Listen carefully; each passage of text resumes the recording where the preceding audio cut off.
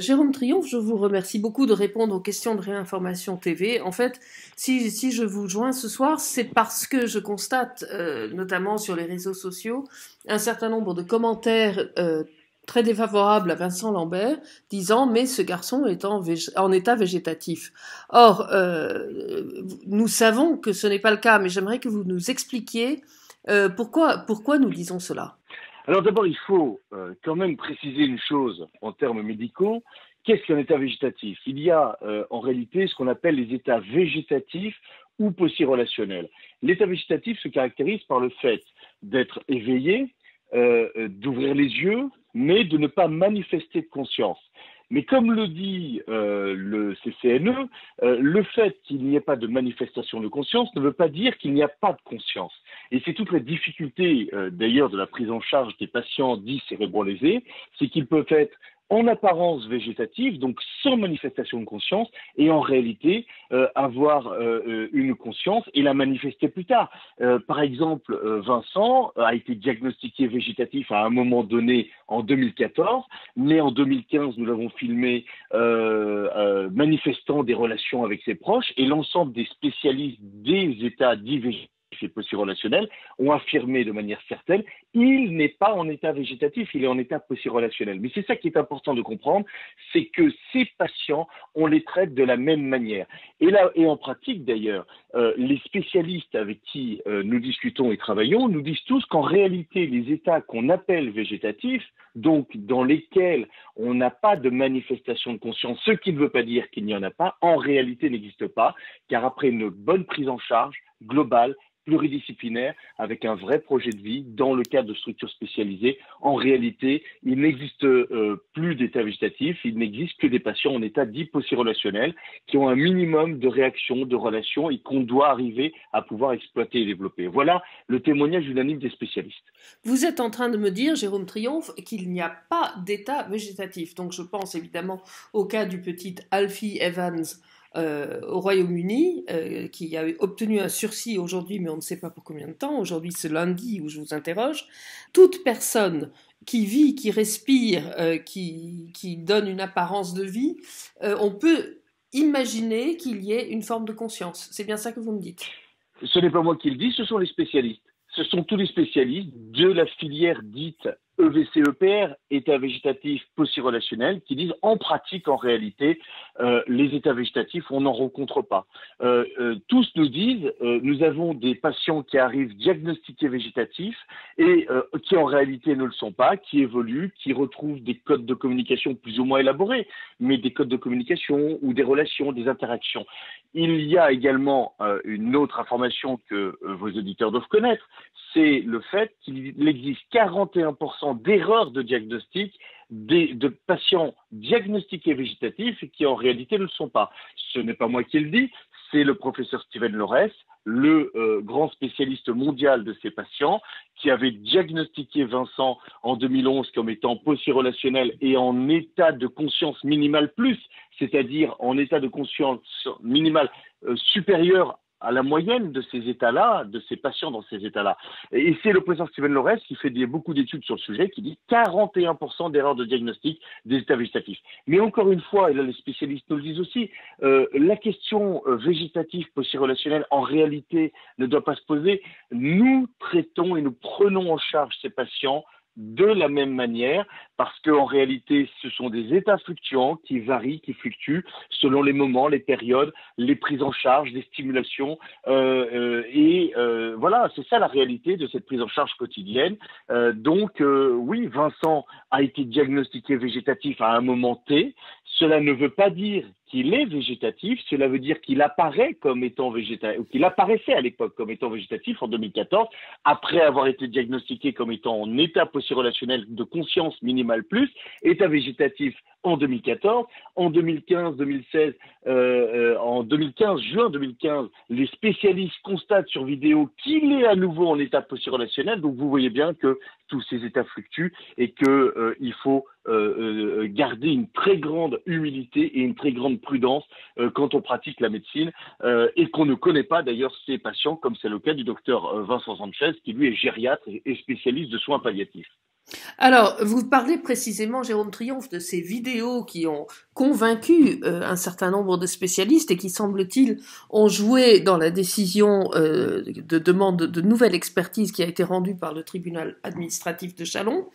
Ces vidéos ne sont pas publiques et il y a beaucoup de gens qui ne le comprennent pas. Bah écoutez, les vidéos ne sont pas. Alors d'abord, il y a des vidéos qui sont publiques. Il y a notamment une vidéo qui est publique, qui a été publiée le 5 juin 2015 et qu'on retrouve sur YouTube, qui a été vue plus de 700 000 fois et qui est la vidéo qui a ouvert les yeux à des centaines de milliers de Français qui étaient persuadés, y compris parmi les plus favorables à la défense de Vincent Lambert, qui étaient persuadés que Vincent Lambert était une sorte de légume branché à des machines qui le maintiendrait artificiellement en vie. Et ils se sont aperçus en voyant cette vidéo que Vincent n'était pas un légume branché à des machines, qu'il n'avait aucun tuyau nulle part et qu'il a juste besoin d'être alimenté et d'être hydraté. Et ils constataient également avec cette vidéo qu'il avait des interactions très profondes, très puissantes avec sa mère et notamment son frère, avec qui il a des échanges de regards tout à fait stupéfiants. Alors pourquoi la deuxième vidéo n'a pas été montrée? Pour des raisons simples, c'est que Vincent est filmé en train de manger de la nourriture et que cela, j'allais dire, ne concerne pas le grand public que de voir Vincent en train de manger de la nourriture. C'est une vidéo qui a été tournée pour la montrer à des spécialistes, c'est une vidéo avec une visée médicale, à caractère médical, et il n'y a pas de raison de la montrer au grand public pour des raisons d'intimité que, je pense, nos auditeurs comprendront parfaitement. Mais sur cette vidéo, la deuxième vidéo, eh bien, on voit des choses encore différentes de la première vidéo. On voit Vincent en train de déglutir de la nourriture sans difficulté, qui redécouvre le goût des aliments et qui pousse une vocalisation, comme disent les spécialistes, tout à fait étonnante. On a l'impression, alors c'est toujours difficile à interpréter, mais on a l'impression qu'il redécouvre en quelque sorte le goût des aliments après des années. On voit cette vocalisation que les spécialistes qui ont vu cette vidéo nous disent n'être en aucun cas réflexe, mais être volontaire. De la même manière que lorsque son frère appelle Vincent, on le voit Vincent tourner les yeux vers son frère et les spécialistes disent ça, c'est la manifestation d'un patient en état post-relationnel avec des manifestations de conscience et il a donc évolué par rapport à l'état précédent qui avait été diagnostiqué en 2014, c'est-à-dire végétatif, mais qui n'était qu'une apparence. Encore une fois, parce que les experts, sur un temps limité de quelques jours, avaient fait des explorations structurelles, comme on dit, spécialisées du cerveau, mais avaient bien précisé, attention, le niveau de conscience de M. Vincent Lambert, ça c'est les experts du Conseil d'État en 2014, doit être confronté pour pouvoir être évalué à l'analyse clinique et comportementale. Et l'analyse clinique et comportementale, eh bien, c'est l'examen quotidien par les soignants en présence de la famille. Alors que peut-on attendre de cette nouvelle expertise qui précisément doit vérifier s'il y a une évolution positive de l'état de Vincent Lambert? Que peut-on en espérer alors que ce sera fait par des médecins qu'il ne connaît pas et qui risquent de ne pas être en confiance et qu'en outre, Viviane Lambert a plusieurs fois parlé de l'endormissement exagéré de Vincent lors de certaines expertises précédentes. Alors écoutez, d'abord, il faut quand même bien voir une chose, c'est que cette expertise est un rebondissement dans l'affaire de Vincent. Je l'ai dit sur une autre antenne, mais en réalité, l'affaire de Vincent ne fait que commencer. Parce que voilà un homme, le docteur Sanchez, qui décide le 9 avril d'arrêter l'alimentation et l'hydratation de Vincent le 20 avril. On nous explique du côté de ceux qui sont partisans de sa mort que c'est la der des der, que cette fois la cause est entendue, que la fermeture du docteur Sanchez est totale et qu'une fois expirés les délais de recours de référé liberté qui sont de 48 heures devant le tribunal et de 48 heures devant le Conseil d'État, eh bien l'arrêt de traitement sera définitif parce que la cause est entendue et la décision sera validée. Voilà ce qu'on nous disait. Eh bien là, rebondissement, le tribunal n'est pas du tout d'accord évidemment avec cette analyse puisqu'il demande à être éclairé et être éclairé à la suite des spécialistes qui lui ont écrit, de nos médecins conseils, des vidéos, etc. Alors, que peut-on attendre de cette expertise? Eh bien, on ne peut en attendre que du bon pour Vincent. Pourquoi? Parce que, effectivement, les experts vont avoir comme mission de dire si Vincent a évolué. Et ça, c'est tout à fait simple. Vincent, depuis l'expertise du Conseil d'État, eh bien, nous avons les preuves formelles filmées de ce qu'il a évolué depuis le Conseil d'État. Donc, s'il a évolué dans un sens après avoir évolué dans un autre sens, c'est bien qu'il y a des évolutions possibles et que ces évolutions, eh bien, sur le fait des stimulations qu'il peut avoir et donc de la prise en charge qu'il peut avoir, une prise en charge qui est évidemment totalement déficiente actuellement dans un service de soins palliatifs à Reims, qui comporte quelques lits pour patients dits en état végétatif et poussiéreux-relationnel, unité qui d'ailleurs est en train de fermer. Donc, et dans laquelle il se trouve. Alors, le docteur Sanchez, d'ailleurs, l'a rattaché administrativement à l'unité de soins palliatifs. Ça, c'est une chose qu'il faut savoir. Et donc, les experts vont constater qu'il a évolué positivement. Et ce que demande le tribunal, c'est notamment de savoir est-ce qu'il est capable d'être rééduqué à manger par la bouche. Parce que ça, c'est quelque chose d'extraordinaire. Voilà le docteur Sanchez, à qui nous avons demandé 4 fois de voir la vidéo de Vincent en train de déglutir et qui dit « je ne regarderai pas cette vidéo », qui l'écrit et qui le revendique. Et qui dit « moi j'ai fait des bilans ORL, il est incapable de propulser le bol alimentaire ». Mais sauf qu'à la même époque, nous avons une vidéo qui démontre qu'il propulse le bol alimentaire et qu'il mange et déglutit sans aucune difficulté.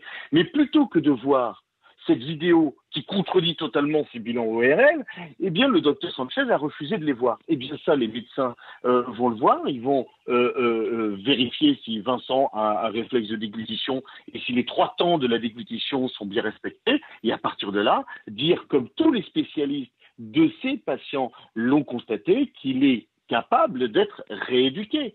Donc voilà ce que demande le tribunal. À partir de là, eh bien, nous sommes confiants parce que je ne vois pas comment des experts pourraient constater autre chose que l'examen clinique objectif de Vincent.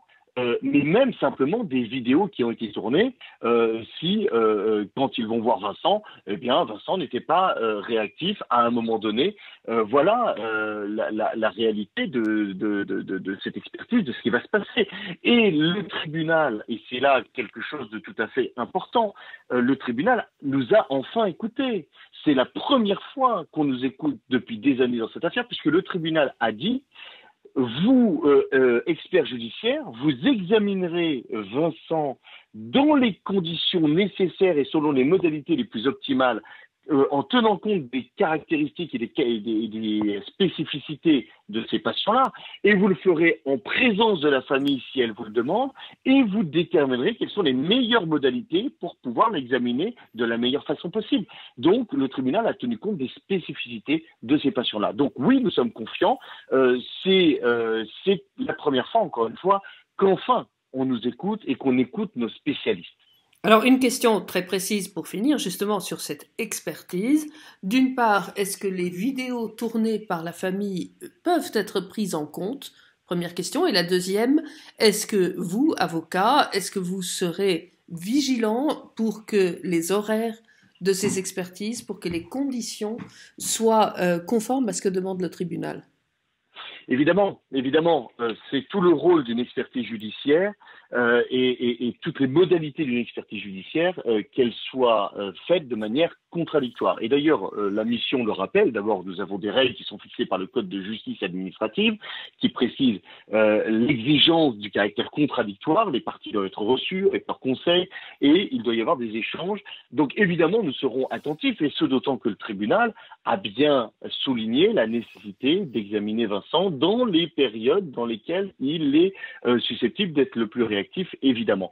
Évidemment que les vidéos, nous les soumettrons aux experts, puisque aux experts, eh bien, la règle est d'envoyer l'ensemble des pièces de chaque partie et que nous enverrons l'ensemble de nos pièces médicales, mais également l'ensemble des vidéos que nous avons.